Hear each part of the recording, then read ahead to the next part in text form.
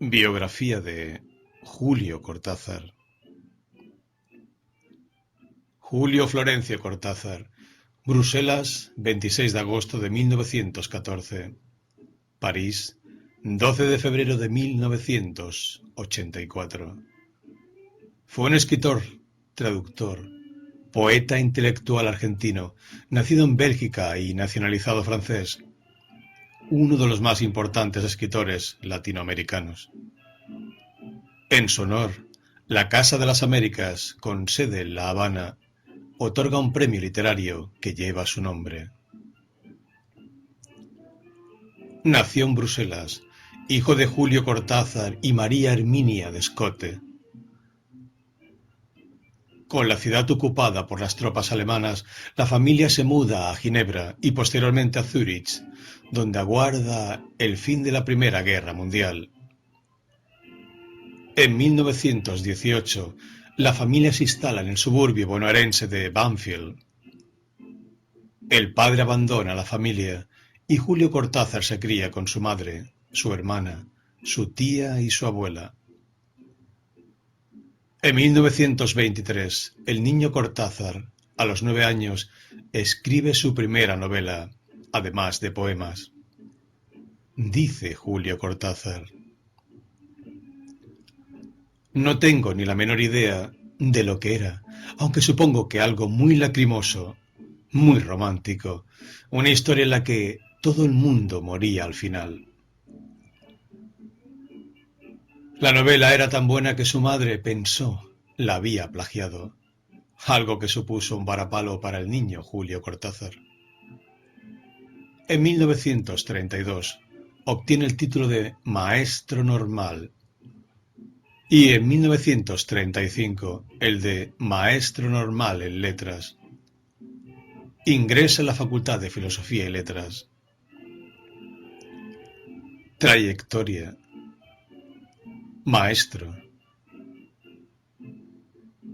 Antes de alcanzar renombre internacional por su obra literaria, Cortázar dio clases en escuelas secundarias. Estuvo de profesor en la Escuela San Carlos del pueblo de Bolívar, en medio de la Pampa Argentina, a 300 kilómetros al oeste de la ciudad de Buenos Aires, entre 1937 y 1939. En 1938 publicó bajo el seudónimo Julio Denis su primer poemario, Presencia. Y dice Julio Cortázar: empecé a publicar bastante tarde. No he sido un escritor precoz en el plano de la edición, aunque sí en el de la escritura. Quizá haya un elemento culpable, una especie de narcisismo personal, pero más bien lo veo como una autocrítica muy rigurosa. Prueba de ello es la novela que escribió en los mismos años, Las nubes y el arquero, cuyo original se extravió. Entre 1939 y 1944, Cortázar dio clases en la Escuela Normal de Chivilcoy como titular de Historia, Geografía e Instrucción Cívica. En 1941 publicó un artículo, siempre con el seudónimo de Julio Denis, sobre Rimbaud en la revista Huella, y en octubre de ese mismo año publicó el relato Llama el teléfono, Delia, en el diario El Despertar de Chivilcoy. En 1944 le ofrecieron las cátedras de literatura francesa e inglesa en la Universidad de Cuyo, ciudad de Mendoza, en la cordillera de los Andes, a 1000 kilómetros al oeste de Buenos Aires, que dictó entre 1944 y 1945. Y dice Julio Cortázar: enseñé en ella sin tener título universitario. Era una universidad muy joven, pagaban unos sueldos de hambre, pero al mismo tiempo nos proponía a los jóvenes argentinos una especie de apostolado. Ir a enseñar aquello que nosotros conocíamos mejor que los estudiantes. En 1944 publicó el relato Bruja en la revista Correo Literario.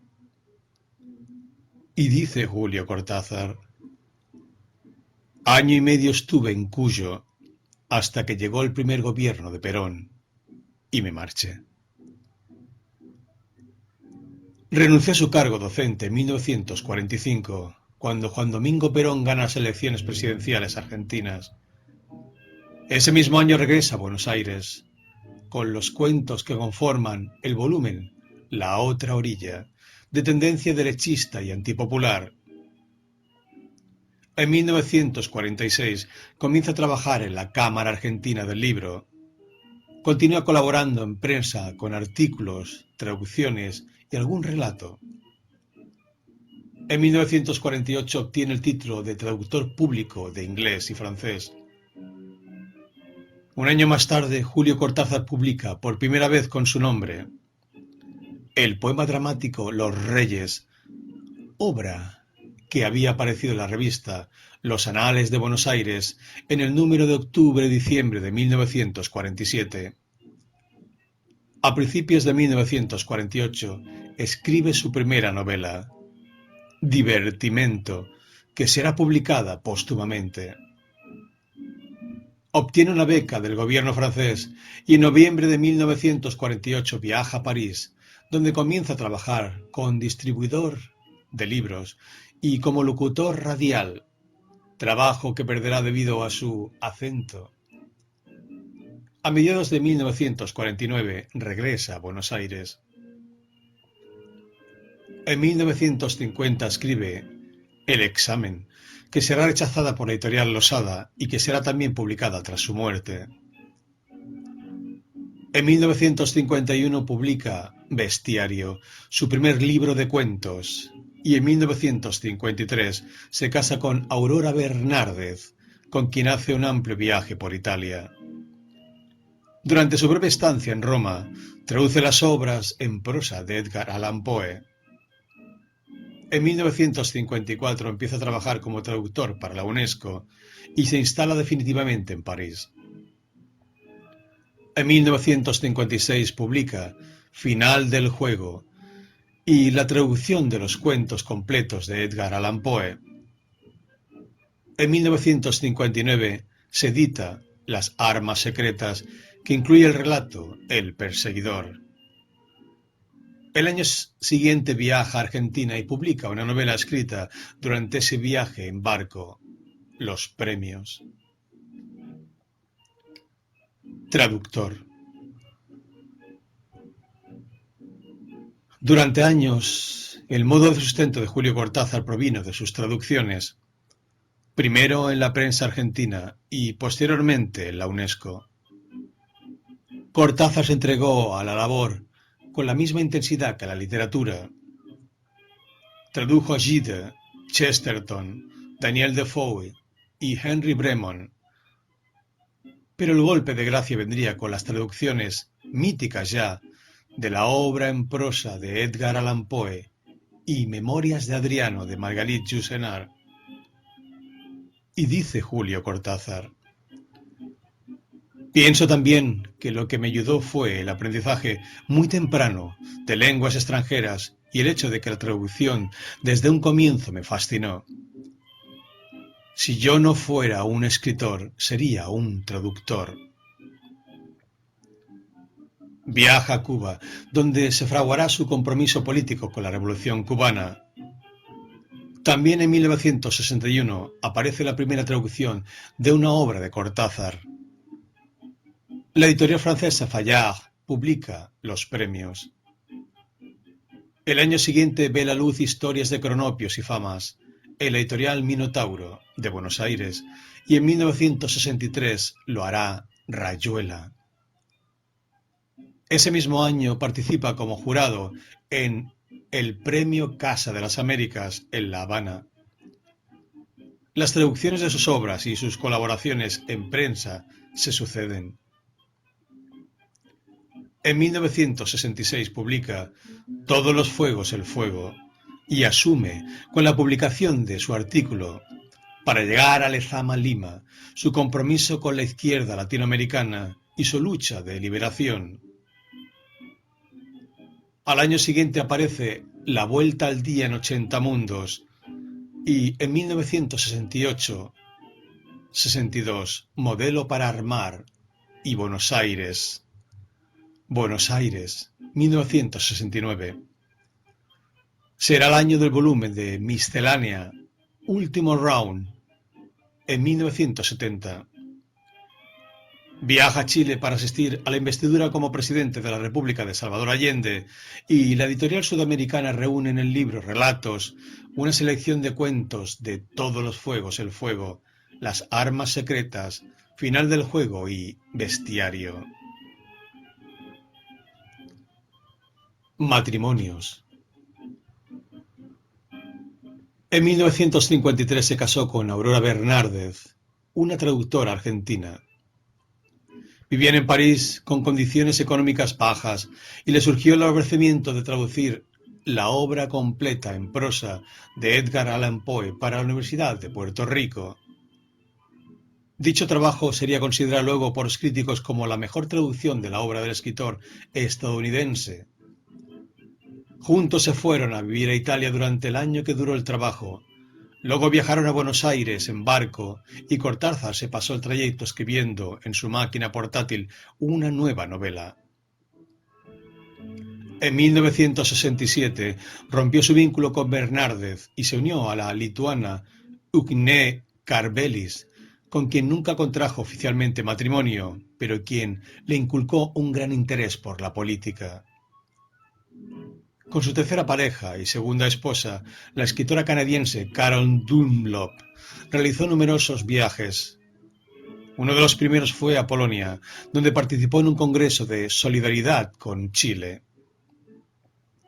Otro de los viajes que hizo junto a Carol Dunlop fue plasmado en el libro Los autonautas de la Cosmopista, que cuenta el trayecto de la pareja por la autopista París-Marsella.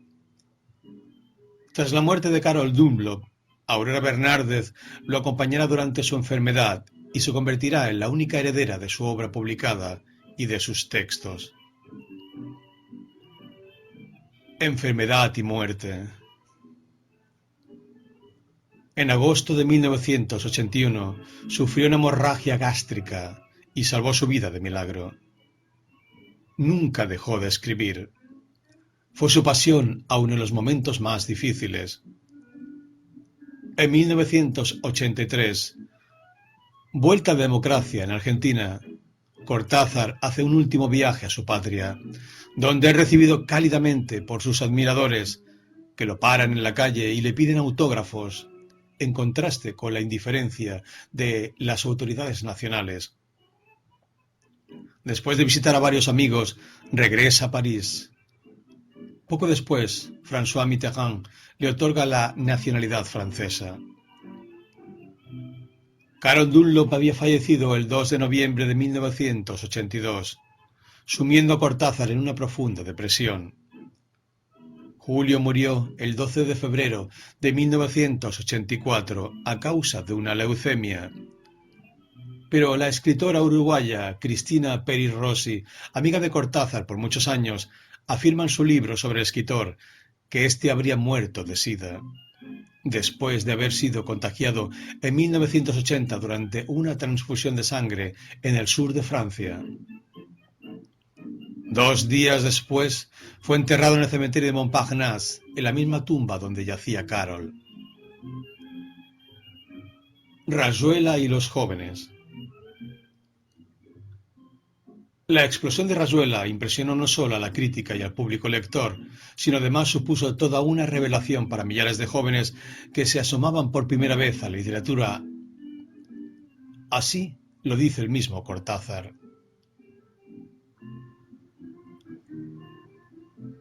A mí se me ocurrió intentar un libro en el que el lector, en lugar de leer el libro consecutivamente, tuviera varias opciones. Cuando terminé Rayuela pensé que había escrito un libro de un hombre de mi edad para lectores de mi edad.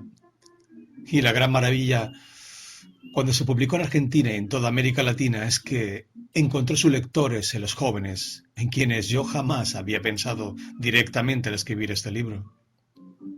Los verdaderos lectores de Rayuela han sido los jóvenes, y este fenómeno se ha venido manteniendo a lo largo de los años. Esa es la gran maravilla de un escritor. Saber que ha escrito un libro pensando que hacía una cosa que correspondía a su edad, a su tiempo y a su clima, y descubrir de pronto que planteó problemas que son de la generación siguiente. Esa es para mí la gran recompensa, la justificación total de Rayuela. Algunos de los poemas escritos por Julio Cortázar entre 1948 y 1958 se publican en 1971 bajo el título de Pameos y Meopas. En 1972 es el turno de prosa de Observatorio, que incluye fotografías suyas, y en 1973 el de su obra más política, El libro de Manuel. La obra será galardonada con el premio Médicis.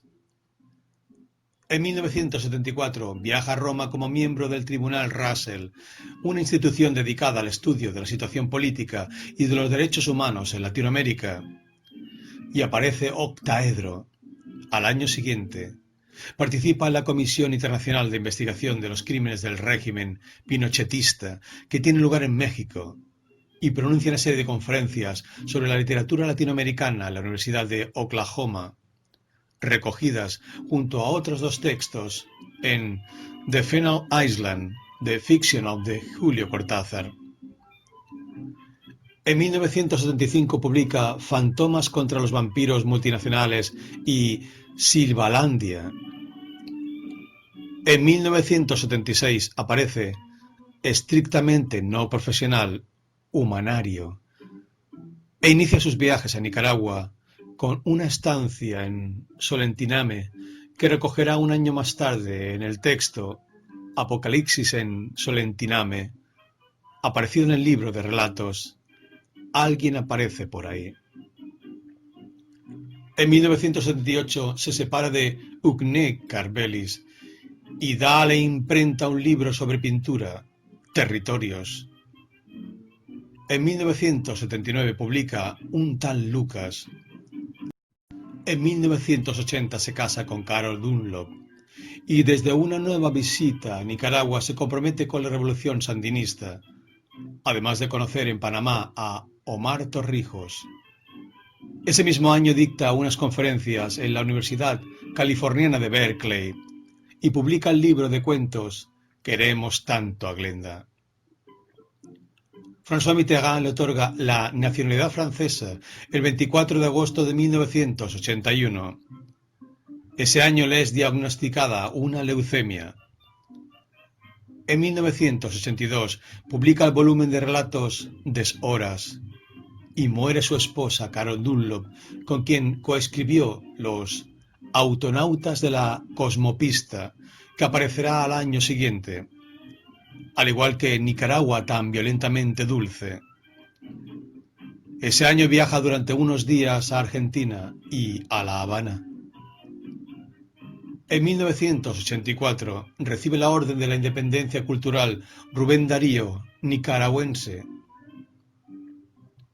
El 12 de febrero muere de leucemia y es enterrado junto a Carol Dunlop en el cementerio parisino de Montparnasse.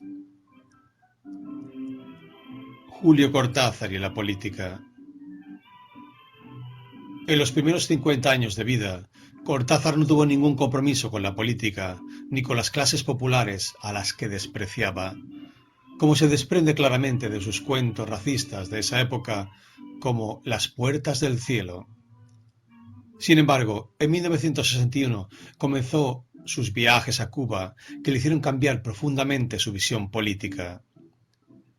Y dice Julio Cortázar: la revolución cubana me mostró entonces el gran vacío político que había en mí, mi inutilidad política. Años más tarde, en el prólogo de Libro de Manuel, Cortázar afirma que más que nunca creo que la lucha en pro del socialismo latinoamericano debe enfrentar el horror cotidiano con la única actitud que le dará la victoria, cuidando precisamente, celosamente, la capacidad de vivir tal como la queremos para este mundo, con todo lo que supone de amor, de juego y de alegría.